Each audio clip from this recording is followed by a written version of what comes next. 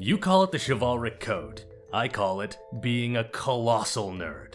Okay, I know my own kind when I see them. It's no trick that the Arthurian legend has survived into the modern day. It has basically always appealed to European sensibilities. We like it pretty well in the modern day, but we can't even hold a candle as to how much they were crazy about this legend in medieval times. And here's the thing. Have you ever read the original text about King Arthur?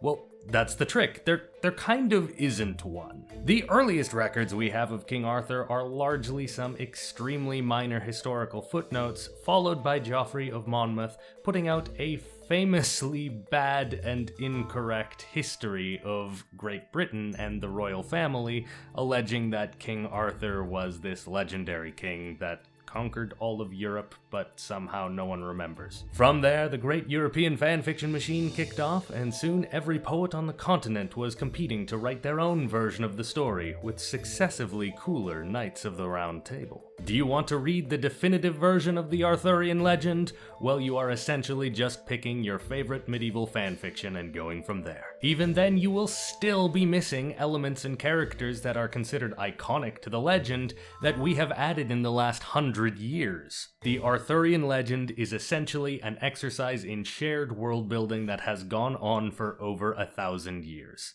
We have always used it to engage in fantasy, to enjoy creating fantastical worlds and characters, and basically just to be colossal nerds about fiction. With that in mind, is it any surprise that medieval people were rather big on LARPing as King Arthur? Hi everybody, welcome back. This episode is going to be a little bit different than the other ones, largely because you probably can't play this game from home. So we're going to focus a little bit less on the exact rules and nitpicks of how this was played and all that, and we're instead going to focus on just the broad strokes of what this game is, and then we're mostly going to focus on some of the wacky stories throughout history of people who played this game. However, if you do want to hear about ancient role-playing games that you can play at home, there will be a link somewhere at the top, I'm not sure where yet. And as always, subscribe if you want to keep up with my channel and my other videos. Quick housekeeping things before we move on. Sorry I missed last week's upload. It was my birthday and I was really burned out, and the last time I tried to take off, I ended up needing to spend that entire week off, essentially just recording ancient texts, and I did not cure my burnout at all. This time I did, so we're back. Also, now that my 100 subscriber special, in which I told you how to rip off Too Hot to Handle in tabletop role-playing games, is finished, I am now planning a 500 subscriber special. And I have not yet chosen a topic. So if you have a good plan on how I can humiliate myself for your amusement, please leave it down below in the comments. Starting in the early 1200s, Europe was swept by a tide of what we now call round table tournaments. It was probably not the first one ever played, however, the very first one we have record of came in 1225 in Cyprus, held by John of Ibelin. If the name John of Ibelin sounds familiar to you, or even just the House of Ibelin in general, then you have probably watched Kingdom of Heaven, and you can note that Orlando Bloom's character was John of Ibelin's dad, which is not important to this story, but it is kind of interesting. So what exactly was a round table tournament? And the answer is fairly straightforward. It was essentially a normal sort of medieval jousting and melee tournament where everyone was in character, or the entire theme was surrounding the court of King Arthur and the Knights of the Round Table.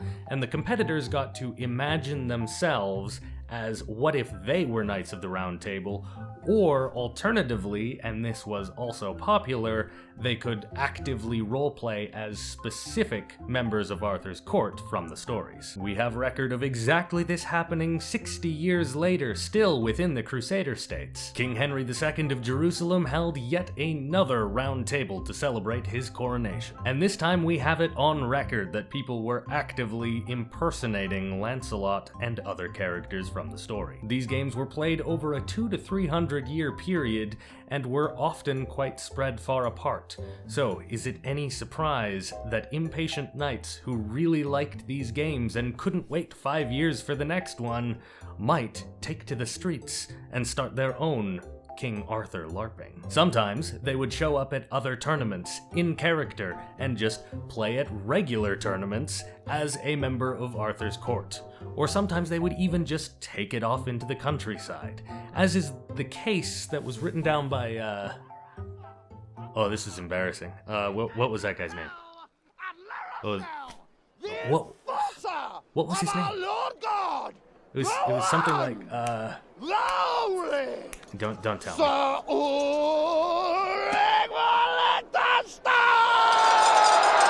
Yeah, that guy! He was real! Did you know that? I didn't know that. But, like, the Heath Ledger version wasn't real, because that was even in story. That was a character named William Thatcher pretending to be Ulrich von Liechtenstein. But there was a real Ulrich von Liechtenstein, and he was a Knight of Austria. And more importantly, he was also a poet who wrote a autobiography about himself and his life as a knight-errant. We are reasonably sure that a fair chunk of it is fiction, so take this story with a grain of salt. However, whether or not it's true, it does tell us a little bit about the medieval mind that everyone at the time thought that Sir Ulrich's story was both true and really cool. Anyway, Ulrich von Liechtenstein claims that in the year 1240 he set out from home dressed as King Arthur and began challenging every single knight he saw to a jousting match. Any knight who could successfully break 3 spears upon Sir Ulrich was allowed to join his round table. And according to Sir Ulrich, he soon had this large baggage train of knights following him. He reknighted all of them and renamed them sort of Arthurian names that were close but not quite to Arthur's knights. Names like Lancelot and Ewain. Curiously, the Prince of Austria thought this was a fantastic idea, and he sent a letter to Sir Ulrich von Liechtenstein thanking King Arthur for visiting Austria, and inviting him to a round table tournament in Neustadt to commemorate the occasion. Unrelated to Sir Ulrich, 41 years later in the city of Magdeburg, a group of merchants held their own round table. They invited over all the merchants from neighboring cities and set out into a swamp where they hung everyone's new Arthurian heraldry they had commissioned for the occasion on trees. And if you smacked someone's shield with a spear, that meant it was a joust. To double down on the romantic appeal of Arthurian fiction, the prize for winning the Round Table of Magdeburg was the hand of a young local woman. To the surprise of essentially everyone, this old dude from Goslar somehow won, and he took one look at the young lady and said, "Hey look, I'm too old for you. Here, have a ton of money, now go live your best life." And then she just did.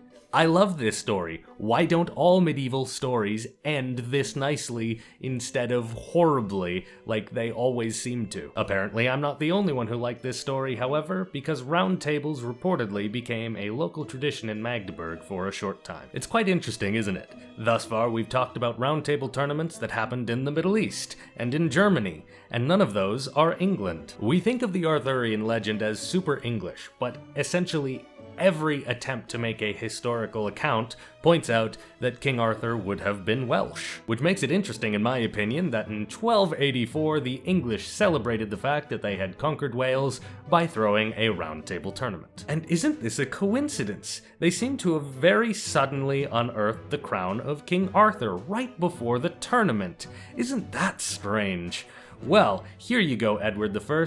You can have the crown. You are now the legitimate heir to King Arthur. Congratulations! While there were no shortage of round table tournaments on the continent, obviously there were way more in England than anywhere else. They made art, they made furniture, round tables mostly, and at one point they even considered renovating Windsor Castle to contain a new home for these tournaments and for the winners of those tournaments as Knights of the Round Table. They actually did start constructing it, however they did not finish, sadly. I cannot express enough how widespread these round table tournaments were, and just how widespread the Arthurian legends seem to be. If you recall my last historical role-playing video, which was essentially the board game adaptation of the poem Orlando Furioso, well, Orlando Furioso was an Italian poem and Merlin is in it. As we've already covered, these games were played in Germany, they were played in the Crusader states, there were quite a few in France, in Flanders, and the Aragonese royal family especially loved games like this.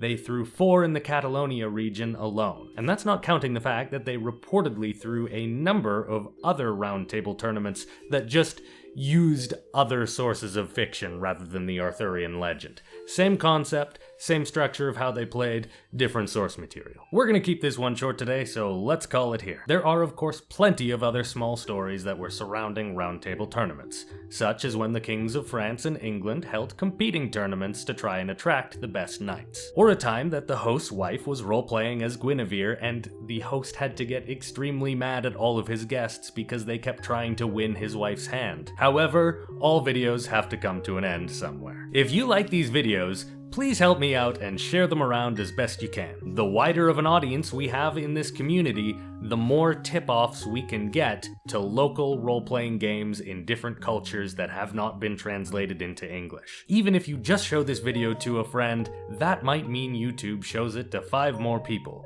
And one of those people might be a Russian who has information on a obscure Cossack game from 500 years ago that could qualify as a role-playing game. Likewise, if you have any information on historical role-playing games from pre-1974 that exist in your culture or language, then please leave them down in the comments below or send them to me through my channel's email. I am very interested in expanding this series outside of the bounds of Western European history, but I need your help to make it happen. That's all I've got. Like and subscribe, and I love you and goodbye. God, I'm good!